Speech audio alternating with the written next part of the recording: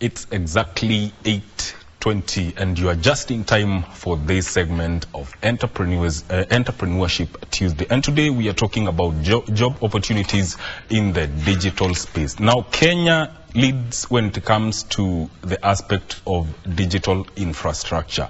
And in this regard, there are a lot of opportunities that Kenyans need to know about and maybe capitalize on them and make a living out of them. To talk about this topic in studio, I'm joined by one Simon Moremi, who is skills development strategist in training, mentorship and career development. Karibu sana to the studio. Thank you, Mike. How are you doing? I'm doing fine. Yes. Good to be here. Karibu sana. Good to share the topic and speak to the agenda of the day. Yes. It's my pleasure. Yes. Now, let's get right into it. And the first question is, when it comes to Ajira Digital, what are the strategies that you are using? Because one of the goals that you have is to reach over a million youths. What are the strategies that you are using to achieve this goal, and what has been the progress so far? Thank you, Mike, for that question. Yes. And let me first of all introduce the program by saying that Ajira Digital program is a government program. Actually, it's a policy intervention to address the question of youth unemployment. Because as we know, in as much as we are skilling our youths in our education system, the rate at which we are releasing graduates at whatever level and whichever institution, they are not being absorbed in the job market, in what we call the formal job market at the same rate. The same case when it comes to the entrepreneurial space. Yes. So the policy intervention that the government came up with is a program that is supposed to skill our youths to be able to take advantage of the other space, what we call the digital economy, the digital space. So this is a program that is driven by the Ministry of Information Communication and Digital Economy, and of course the other partners that implement the program, such ourselves at Immobilis, we have KEPSA, we have the Mastercard Foundation. So the program is designed in a way that we do the training, we do mentorship, and we also create what we call linkages by showing our youths, our young people, where are these other opportunities. In terms of strategy, we create awareness by making sure that through the various avenues, the media platforms and the rest, we're able to create awareness about the existence of the program, the opportunities of the program, and what a young person can do to be able to take advantage of what is being offered by the program. Strategy number 2 is ensuring that whoever we train, they take a journey, a 1-month journey of training and mentorship. Once we train you in different modules that are available, then we take you through a mentorship program, and then we onboard you into a community. And the reason as to why we don't just train and mentor is because we want to build a strong community of online workers, a strong community of digital workers, remote workers, because one of the aims of the program is to promote Kenya as a destination for remote workers, such that globally we are able to position ourselves as a nation and as a generation that is able to offer services in the digital space. Yes. Yeah. Now, when we talk about opportunities in the digital space, mostly the youth of today are more, they are looking for opportunities online, something that they can do by themselves and earn a living. Now, talk about the specific areas or the areas that are in demand in terms of skill in the digital world. Now, the digital world, Mike, is diverse because we are in a global community. We all say the world is digital. The world is one community, is one big village. So the diversity is as big as there are opportunities out there, as there are demand outside there. So we cannot pick and say that this is the only area where we have opportunities, or we have opportunities that we can exploit. Opportunities are there and opportunities will be created. However, of course, there are areas that currently have picked up. So what I would challenge our young people and every Kenyan is that let us explore every possible opportunity in the digital space. How? Do what we call the skilling, because we have opportunities in every dimension of life, whether it is in agriculture, whether it is in health, whether it is in education, or in the ICT. Take the opportunity to learn, take the opportunity to skill, to upskill, to cross-skill, and equip yourself with what you need for your space. So accessing this opportunity requires you to keep yourself updated. How do you ensure that you are up to date with the skills that are demanded in the industry? So as at now, reports from different sectors like the FKE, other researchers, of course they are giving an indication there is a bias towards things like AI, things like IoT, things like machine learning, things like data science. These are areas because as a country and as a globe, as we upgrade to different kind of technologies, we have seen a strong bias towards those areas. I would encourage our youths to skill themselves in those areas, but not ignoring every other area, because this is a space that is growing. Where we are today is not where we shall be tomorrow. Where we have market today, tomorrow could be in another industry. So the approach that any youth or any person who wants to get into the digital space should be holistic. Should be holistic. Yes. Because we have seen in our engagement as a program, we have seen people from different industries, sciences, arts, social sciences, being able to scale up and taking advantage of the digital space. Yes. When we talk of digital space, we're talking of technology-delivered space. We have seen people in medicine being able to offer services, their health and their expertise, using digital platform. Nowadays, it is even able to do a diagnosis, to be able to offer a consultancy without necessarily being there physically. We have seen agriculture, people in the agriculture sector, being able to take advantage of technologies that support the agriculture sector and be able to build their market. We have seen people in business, in e-commerce, being able to become not only regional but also global businesses through the same platforms. So what I am saying and what I'm insisting on is every sector has an opportunity that we can build into the digital space. It is possible to offer any kind of service that you are a professional in or you're training in globally. As a skills development expert, do you think as at now the country has enough digitally skilled people to drive the transformation that the government, which is keen on enhancing the digital space and ICT, do we have enough persons with digital skills to drive this transformation we are talking about? So digital skills have levels, right from basic to advanced levels, depending on the areas you're focusing on. As a program, as you have indicated when we are starting, our target is to digitally enable 1 million young people in Kenya to be able to access opportunities in the digital space. Yes. For the last 3 years, we have been able to train 350,000. Wow. And 33 to 35% of whom I have been able to at least access an opportunity in the digital space and work. Yes. A survey that was conducted in 2022 by TIFA, commissioned by Agile Digital, confirmed that 9 million of our Kenyans are aware of the digital space. They are aware of the digital opportunities, the online work and the rest.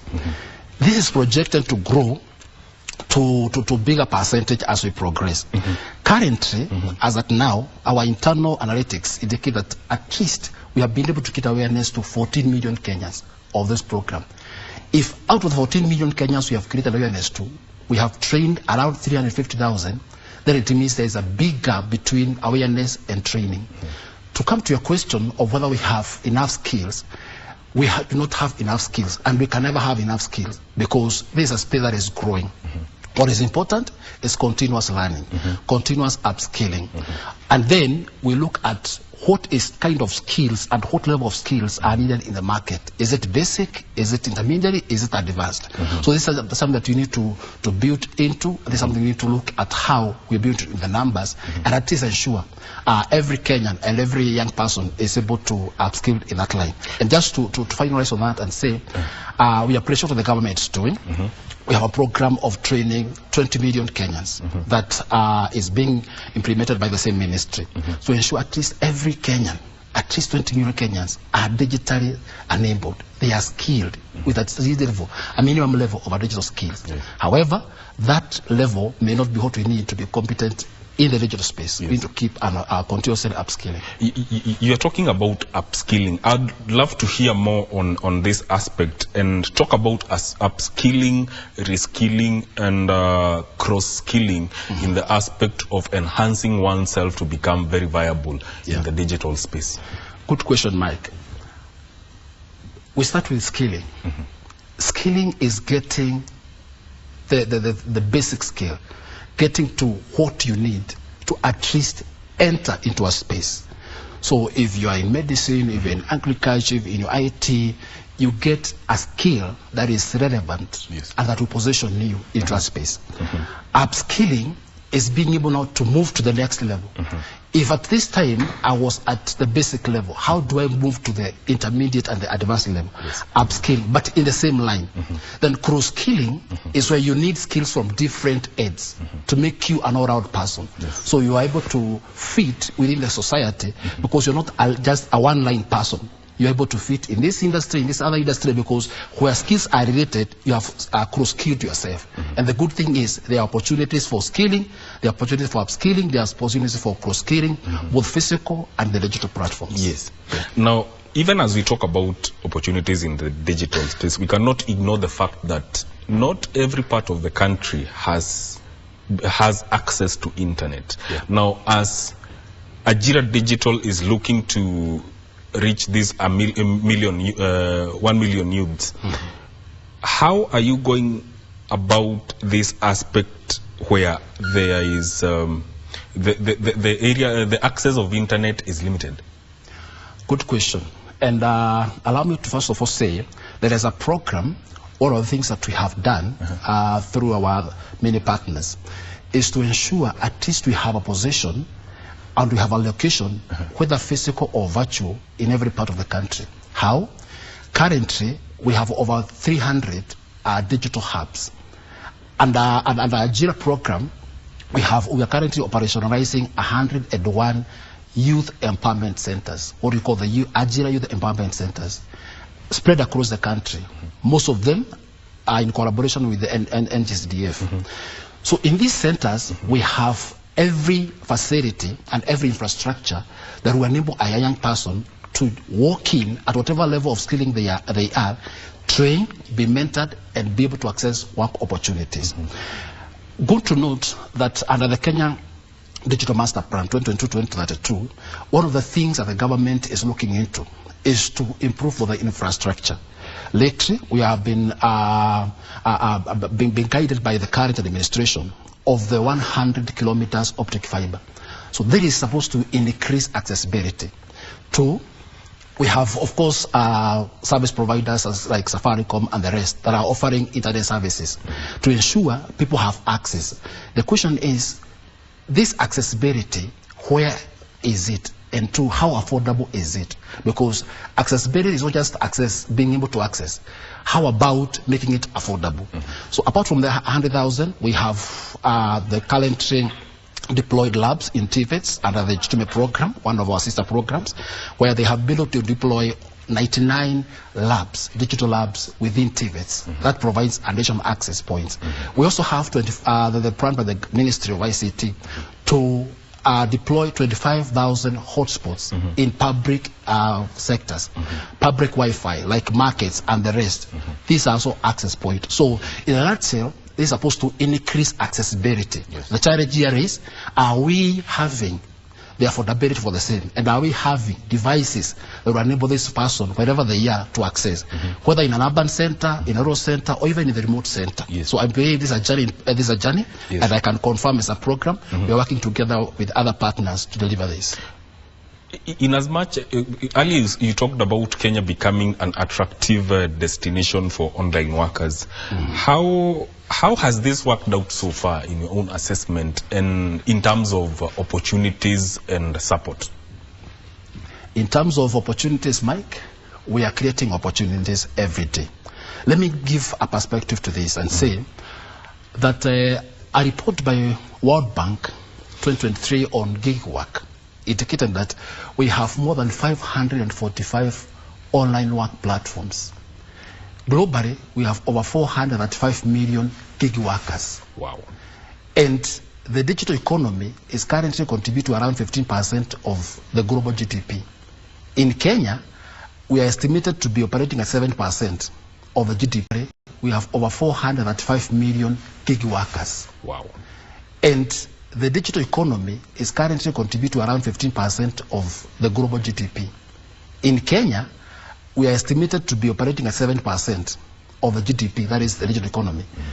Projections are, and confirmed by research like UNICTAD report, is that by 2025, we may have at least 9.24% of the digital economy contribute to the GDP.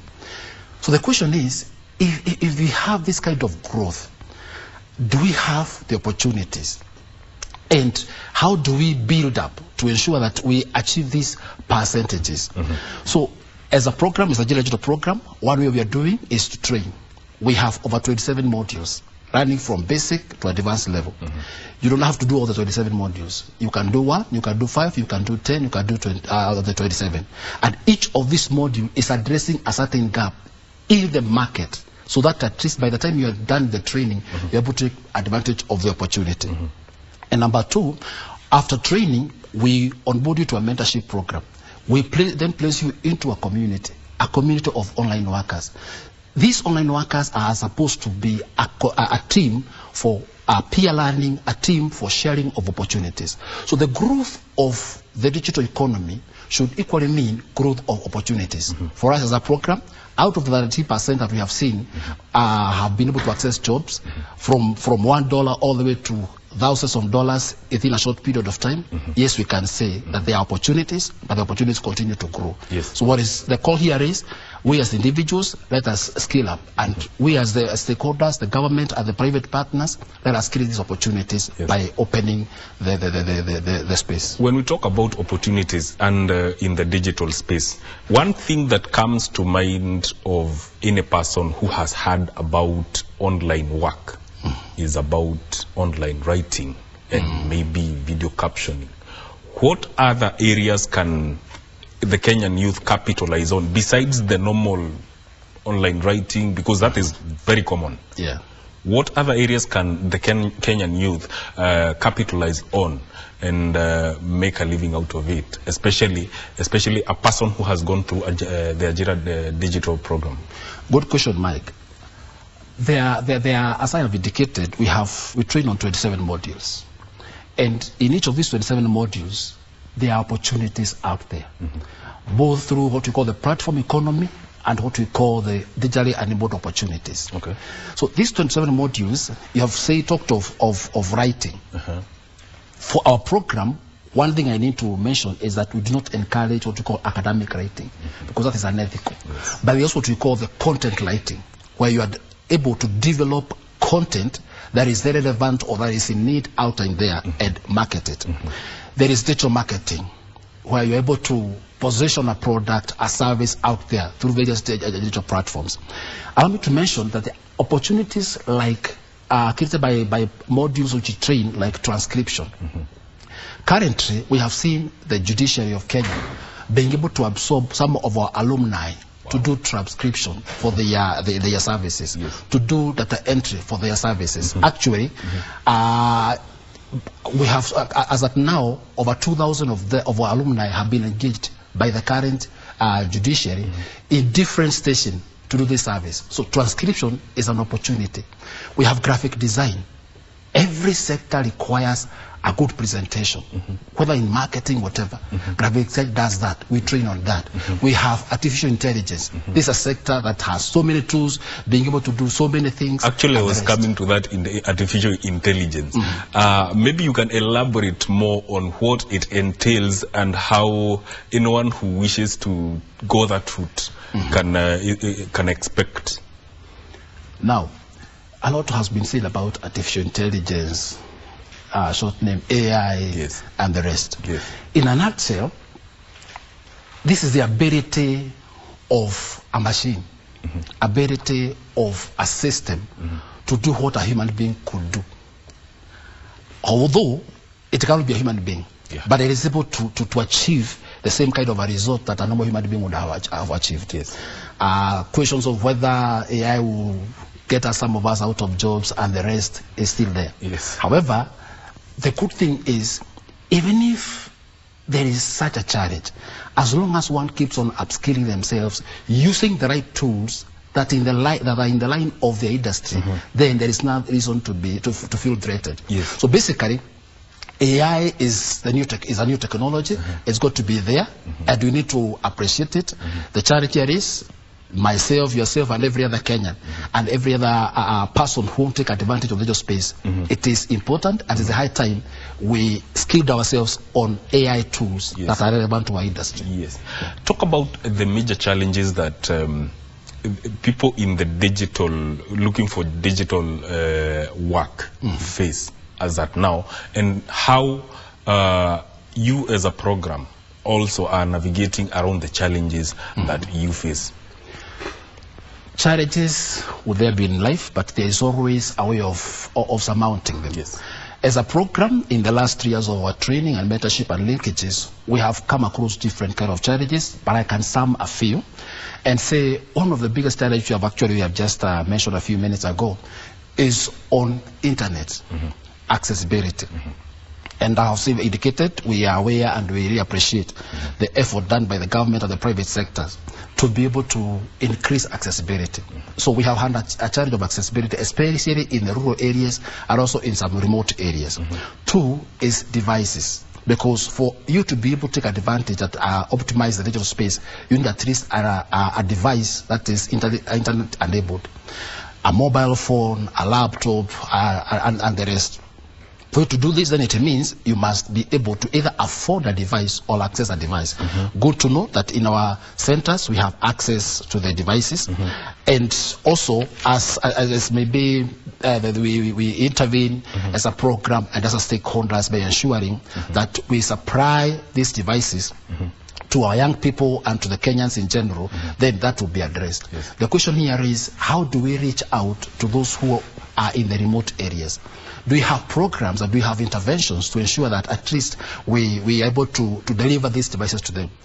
Number three is the skills to be able to utilize the available opportunities. So there is accessibility of internet, there is a devices, then there's a skill. And going to note that even as we look at it as challenge, it's also an opportunity. For us as a program, Agile Digital, we do skill and we are continually skilling. I've indicated we have trained over 350. And to do that, we have trainers across the country. We have center managers across our centers who are able to do this scaling, because to access opportunities, definitely you need a scaling. And number four, in terms of challenge, is where is this work? Because true, I may have been skilled. Where are these opportunities? And that's why for us, we undertake what we call a mentorship program to show you the various platforms that we are sure you are safe in. And after showing the platform, get to induct you on how you can take advantage of the opportunities. Our government and ourselves will continue to explore opportunities internally and outside there, because one of the objectives of the program is to catalyze an ecosystem both in the public and the private sectors where digital jobs are being created. And finally, as a challenge is, once we get there, then how do we keep upskilling? Because this is a space that is keep on changing. The skills that are there today might be relevant tomorrow. So it means there is need for lifelong learning. This lifelong learning requires opportunities for the same. Yes. So it's upon individuals and even us as a program to make sure this is possible. How does the demand for digital skill, according to you, vary from one industry to the next, and are there sectors that are experiencing rapid growth in this area? Sure. Research has indicated that in the last few years, actually from 2016 to 2013, the demand for digital skills have grown by 41%. But the question is, in which sector? The same case happens that we're asking ourselves, if in sector A, this skill is needed, will it be the same in a few years from now? To answer the question, Mike, we have seen a growth of demand in the ICT sector. And as you are aware, nowadays and globally, everything is becoming digital. Yes. So it means digital skills and demand for skills in the ICT sector will continue to grow. Another area is on education, especially after the advent of COVID. People need to skill up, but for them to skill up, it means they need to be somewhere. They need to have an opportunity to learn. Yes. So education is a sector, agriculture is another sector, and of course the manufacturing, where we are growing towards robotics and the rest. Yes. Yeah. Now, Ajira Digital collaborates with various entities. How has this collaboration panned out, and what has been achieved so far? So Ajira Digital program, as I indicated, is a government program driven by Ministry of Information Communication and the Digital Economy. Yes. Partners that came together and that were onboarded by through the ministry to deliver this program include number one, the Mastercard Foundation. This is the funder. We have KEPSA. KEPSA comes in from on the demand side. KEPSA, by KEPSA I mean Kenya Private Sector Alliance. And number three, we have Immobilis, Technology Training Institute. This is the training institution. So we have the training, the supply side by Immobilis, then we have the demand side by KEPSA, and then we have the funding by the Mastercard, and now the owner of the program, that is the ministry. We have worked together as partners, and that's how we have been able to deliver over 350 trainings, over 101 centers, having over 57 trainers under the Ajira Digital program. Another program that we still train under the program is the AWS, having 14 trainers. We have over 90 center managers. So for us to have been able to deliver awareness of 14 million, training over 300,000, over 120 having been able to access online work, it means this collaboration is working and it's going to grow. Yes, absolutely. When we come back, we'll be talking about the role of apprenticeship, internship, and mentorship in this whole idea of opportunities in the digital space. We take a short break. We'll be right back. Welcome back to Entrepreneurship Tuesday, and if you're just joining us, we are talking about job opportunities in the digital space, and in studio I am joined by Simon Murimi. Now, before we went on a break, I wanted you to talk about the role of mentorship, apprenticeship, and internships in the aspect of digital work and the digital space. Thank you, Mike, and good question on mentorship, apprenticeship, and internship. Yes. Once you get trained, once you acquire a certain level of skill, there is need to get an opportunity to apply this skill before you are released outside there into the market, before you go to take the challenge out there. And that's where these three elements come in. Mentorship is where you are taken through, as part of the training, you are taken through a practical engagement. Could be just within the class setup, or could be outside there. You are taken through an engagement on, this is what you learned, this is how you use it, and this is what to avoid, this is what to do. Like under the Ajira Digital program, what we do after you undertake a setup, or could be outside there. You are taken through an engagement on, this is what you learned, this is how you use it, and this is what to avoid, this is what to do. Like under the Ajira Digital program, what we do after you undertake a training, we take you through a 4 weeks mentorship. Not every day, possibly 6 hours per week, depending on the module you have taken, or the level of that module, whether it's advanced or basic. So we take you through a mentorship. In the mentorship, there is a mentor. There's somebody who is an expert in that line, line of skill. So they're able to show you opportunities, they're able to show you the challenges, they're able to show you how to be safe, especially in the digital space. When it comes to apprenticeship, this is where you are placed within a working setup, a working arrangement. So that which you have learned, you go to apply it in the field. You go to apply it in a real work environment. So for us, we have an apprenticeship where we place our alumni, depending on what we are targeting, into organizations that relate to what we do. Like now we have two apprenticeship arrangements. One is what we call the Ajira for She. One of the objectives of the program is to achieve 70% of our participants being women. So what we do after training, we look for organizations and programs that support women agenda, especially touching on digital work. So we place a few of our alumni into this organization for a period of 3 months. In that placement, they are able to apply the learnings. Yes. And apart from applying, they're able to access jobs and at least make something. And internship, the same case applies. You are placed in a work environment, but for learning purposes. And you're able to become an all-round person. You are able to transit from a trainee into a digital work. Yeah. Now, even as we talk about these opportunities, the aspect of financial literacy, because we are looking to train youth on some money-generating activities online, but still the aspect of financial literacy becomes very important. Are there chances that you have with your trainees where you talk about financial literacy? Good and very important question. Money is good. Very. But if you don't take care of money, money can waste you. If you don't invest the resource, the resource can get depleted. So as we train our youths on how to access job opportunities in the digital space, and as we engage them on how they can make a decent income from the space, we have a module that we call financial literacy. We train them on how do you make good use of what you have earned. It's one of what we call the cross-cutting modules. Everybody who takes our modules has an opportunity of learning about financial literacy. The reason being, we understand and we know the temptation of money. How do you make use of this small or big income that you have made to be a blessing to yourself, to be a blessing to the nation, to be a blessing to your community?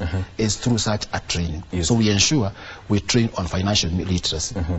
Now, talk about how remote work has or the globalization of the workforce has influenced the availability and accessibility of digital work and digital job opportunities. Digital space keeps on evolving. And let me first of all say that there is a change in what we call the work-life ecosystem. The landscape has changed in terms of the kind of work that are available, in terms of the kind of workers, and even in terms of the workspace. There is a lot of change because of the adoption of technologies and the like. So the evolution has seen a change of work from the office setup to people working remotely. And being able to work remotely, of course, has its advantages and its disadvantages. Advantages like you're able to work conveniently, you're able to work from your space, there is, you avoid things like traffic jams and the rest. The disadvantage, this thing of working alone, can be a cause of stress and the rest. But when it comes to the growth, we have seen growth and evolution of digital work, and as I said, there is demand. There is demand for digital skills and remote working, in Kenya and globally. We have seen demand for digital work, and as I said, at 41% here in Kenya. And we are looking forward to seeing this continue growing, because as the world becomes one community through different digital platforms, then it means opportunities are out there. And currently, if we have 435 million gig workers, which is around 12% of the global labor market, then it means from 12% to 50% or to whatever 100%, and as we continue adopting technologies, then we expect to see the growth of remote work. So, in other words, you're saying there is hope. There is hope, and there is a lot of hope. There is a study that was done about the future of work, and one of the findings was that by 2030, the digital economy globally will contribute 30% of the GDP and create 30 million new jobs. So today we are at 2023. So in the next 6 or 7 years, there are 30 million new jobs that will be created. Who will take up these jobs? it is this young person who will be able to skill and upskill and cross-skill early enough, and as the space continues to grow, take advantage. Yes. Yes, there is hope. So let's talk about how the youth of today can make sure that they access, especially the digital platform. How has social media helped you reach out to more youth in this regard? Sure. This is a space that is growing and a space that we should be able to take advantage of. As a program, we take advantage of the platforms, Facebooks, TikToks and the rest. So we use them to create awareness. Our PR and comms department uses all these media platforms, the social media platforms, mainstream media, to reach out to our young people and create awareness of the existence of the program and the opportunities in the program. Yes. You know, the digital space is ever evolving. Talk about how you keep up with this evolution in terms of updating the skills that you give to the youth. Good question, and a challenge at the same time. We currently have a curriculum, and this curriculum was revealed just a year ago after we saw the changes in the digital space. Previously we had 5 modules. After training for around 2 years, then we saw the changes and the demands and the rest. We have to review the curriculum to what we have 27 modules. And I'm sure in the next 2 years or so, there's still going to be a change that we need to review the same curriculum. That's why for us, we do 2 things. One is to allow our curriculum to be flexible, to allow our curriculum to be dynamic. Whatever comes in, we're able to look into it, see through it, see it as if it's, we allow our team to take our trainees through it. 2, we keep upskilling our trainers and our center managers. We have what we call the trainers and the center managers trainers development plan. So we do what we call master classes.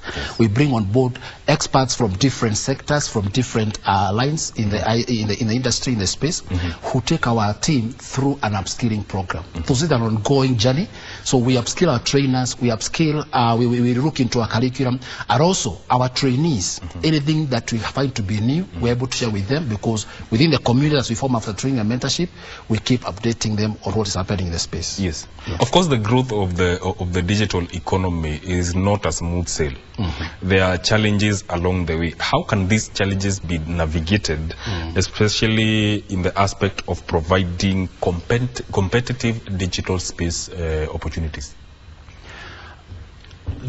One of the things that, Mike, we have as a country is that we are gradually adopting the digital economy. And good to note, the current government has at least a department on digital economy under the Ministry of ICT. That in itself shows that we have appreciated that this is a sector that we can take advantage of. So the challenges are that we have nations and we have countries that have gone ahead of us, that are able to take advantage more than us. 80% of outsourcing in US, no, let me put it differently, that in US, 80% of companies outsource services. But the question is, how many outsource from Africa or even from Kenya? Here in our own country, how many of our public and private sector companies do outsourcing jobs? So the challenge here is, have we appreciated this space enough to take it head on, do the necessary? 1, have the necessary infrastructure, modernize our infrastructure. 2, do the training. 3, have the necessary policy and environment. So the challenges from my position is we need to address the 3. Modernize our infrastructure, do the necessary skilling, and have the necessary policy environment that to promote and position us as a nation and us as a young people of this nation as a destination that we can provide remote services professionally and with expertise. Advise someone who wants to get into digital space and they do not even have a tech background, but they want to venture into the digital space as we wind up. Good question, Mike. And to our viewers and to everybody outside there, digital space is open for everybody. And allow me to start with the Agila program, where I support as the head of training. Just visit our website, www.agiladigital.go.ke. Access there, you'll be able to find opportunities of training, opportunities of mentorship, and work opportunities that are posted there. Out there are many other programs that are offering trainings, that are offering mentorship on the digital space. So it is upon an individual to not only learn, but also challenge themselves to know the world is heading digital. I need to position myself properly. So visit our site, visit our centers, visit the institution where we are offering, because we train both physical and virtual. Get a scaling, get a mentorship, get the linkages. Also look for other platforms and programs that are offering training on digital skills development, and take advantage of the space. Simon Moremi there, talking to us about job opportunities in the digital space. Asante sana for gracing our show.